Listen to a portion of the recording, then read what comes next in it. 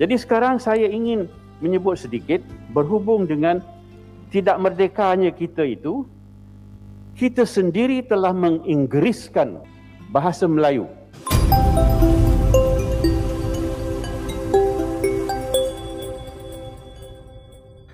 Ternyata guys, dengan penetapan bahasa Indonesia menjadi bahasa resmi UNESCO yang ke-10, banyak netizen Malaysia tidak terima ya ternyata ya guys. Bahasa Indonesia kok dilawan. Gimana kalian itu?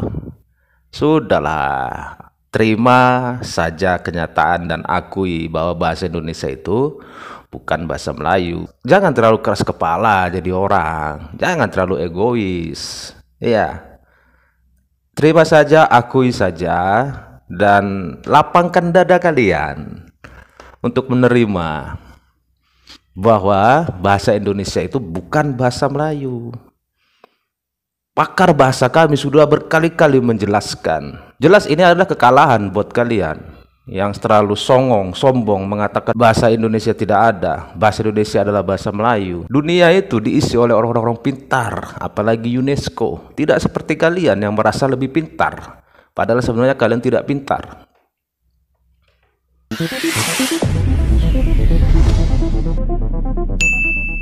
Assalamualaikum warahmatullahi wabarakatuh. Halo, kembali bersama dengan kami di channel ini.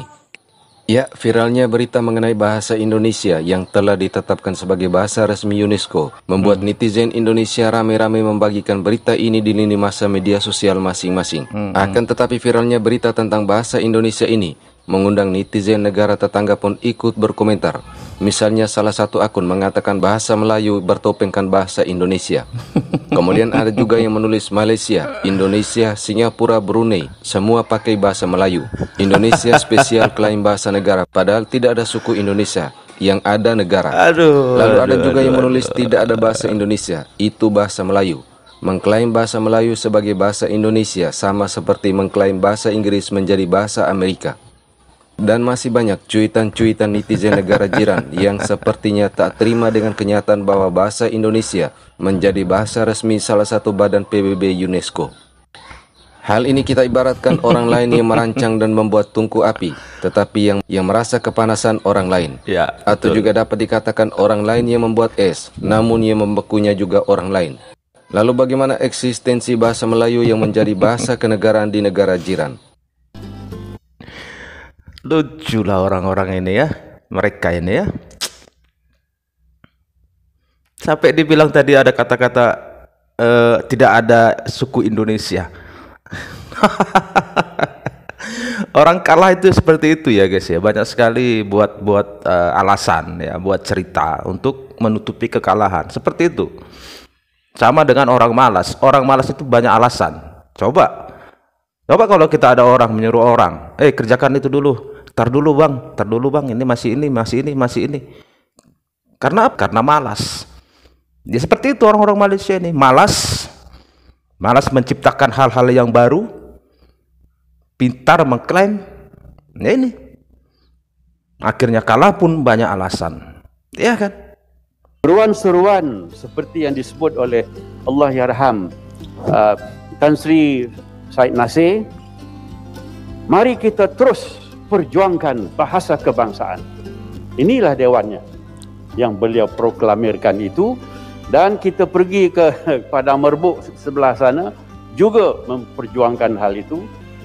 Menjawab soalan ini, adakah kita merdeka? Pendek saya jawab, tidak. Boleh kita dikotomikan kepada dua agaknya. Satu ialah bahasa Melayu asas. Satu bahasa Melayu sebagai bahasa kebangsaan. Apa sebab tak merdeka?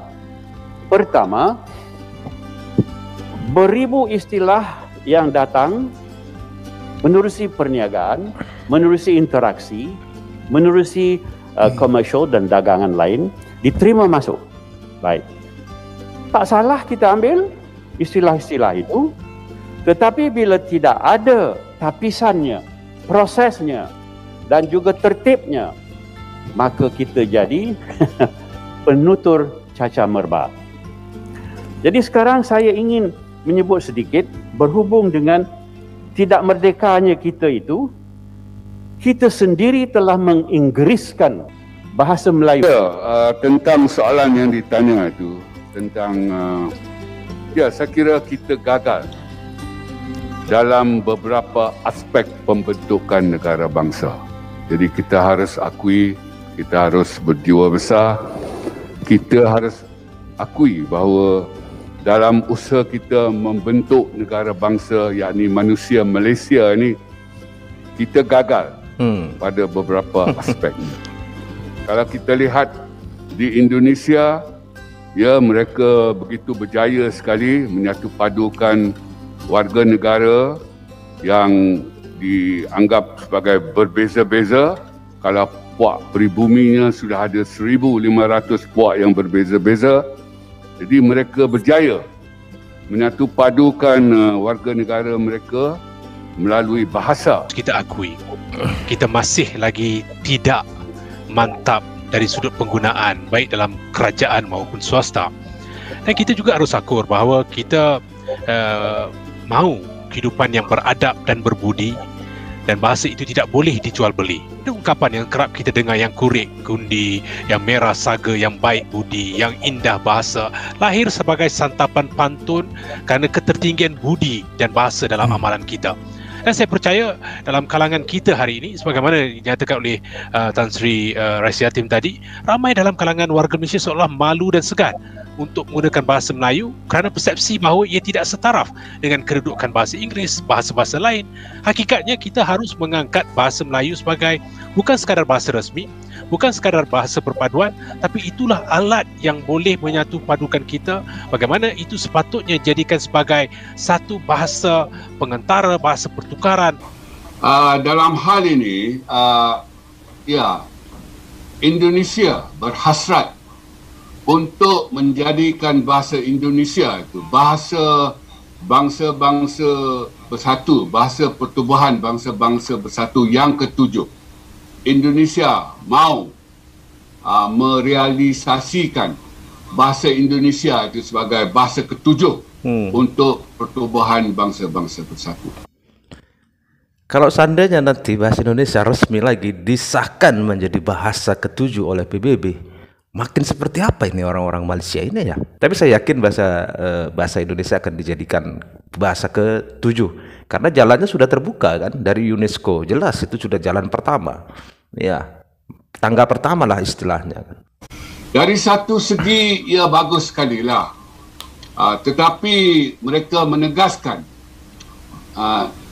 saya memetik kata-kata yang digunakan oleh wakil mereka. Mereka berkata mereka mahu jalan sendiri-sendiri.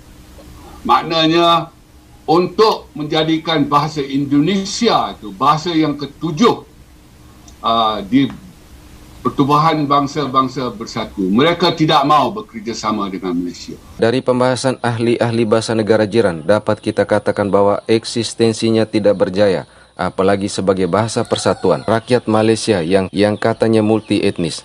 Dan terlepas dari ada pihak yang merasa terganggu dengan perkembangan bahasa Indonesia yang saat ini diakui UNESCO, namun hal yang terpenting bagi kita rakyat Indonesia adalah utamakan dan budayakan bahasa Indonesia, lestarikan bahasa daerah dan pelajari berbagai bahasa asing. Kita patut bangga ya, dan kita kembali lagi harus mengucapkan banyak-banyak terima kasih karena kerja keras para pejuang bahasa kita akhirnya mendapatkan hasil yang sangat membanggakan bagi kita rakyat Indonesia, dan kini bahasa Indonesia benar-benar menjadi bahasa yang sangat diakui di dunia, dan bahasa Indonesia menjadi bahasa yang banyak juga dipertuturkan ya di dunia ini. Terima kasih guys ya sudah menonton, sampai di sini dulu videonya. Sampai ketemu lagi di video-video selanjutnya. Tetap semangat. Salam sukses buat kita semua.